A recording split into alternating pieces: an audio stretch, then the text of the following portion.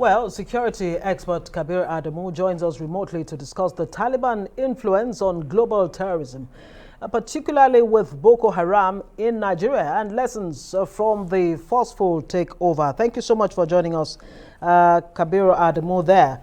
Well, let's even take it from what former presidential candidate Kingsley Moghalu said, that Nigeria should not, under no circumstances recognize the Taliban.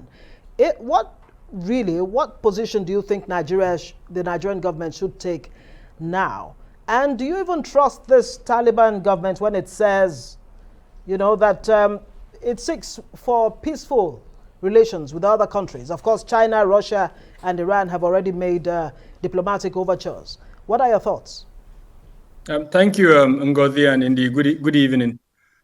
First off, the Nigerian president has released a statement, even though not directly on the Afghan issue, but his letter was published yesterday on the Financial Times, where he referred to developments in Afghanistan. And in that letter, he indicated his concerns regarding the developments there and what impact it could have on the African continent, especially in the Sahel. In particular, he made reference to the presence of international or foreign troops in other countries, including Afghanistan, and how, in his own conclusion, that's not what countries that are battled by terrorism need.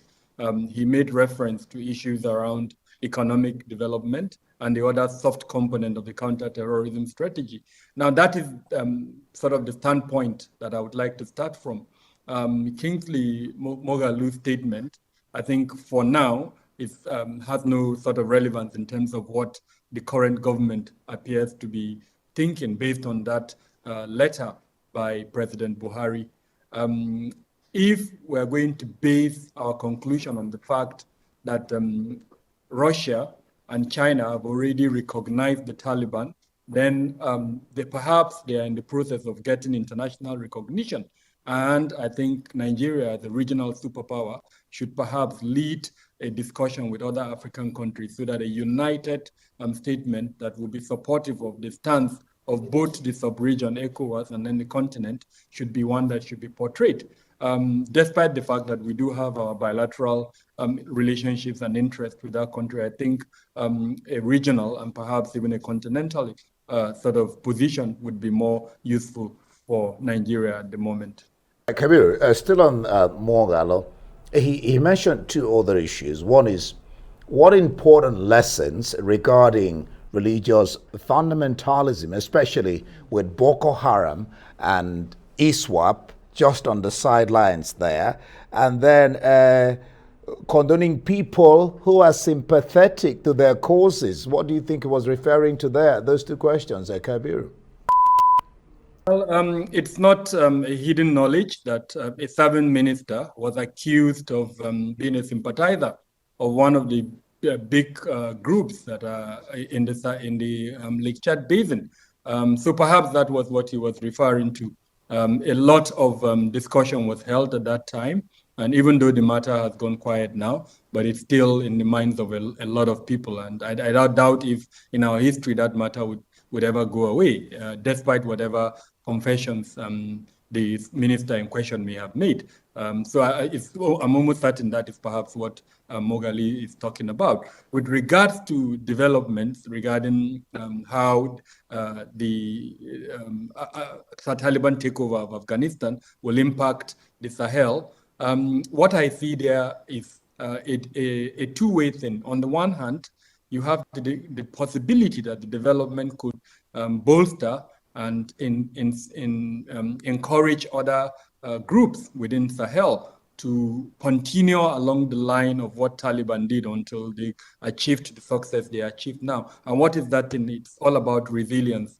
In the case of Nigeria, we have a group that has shown resilience for 12 years. Now, if it took Taliban 20 years, that group is likely to say, well, we can also do it. We've just got 8 years more before we do that. But then the good news is that we're not picking, in terms of an intelligence, we're not picking any of that at the moment.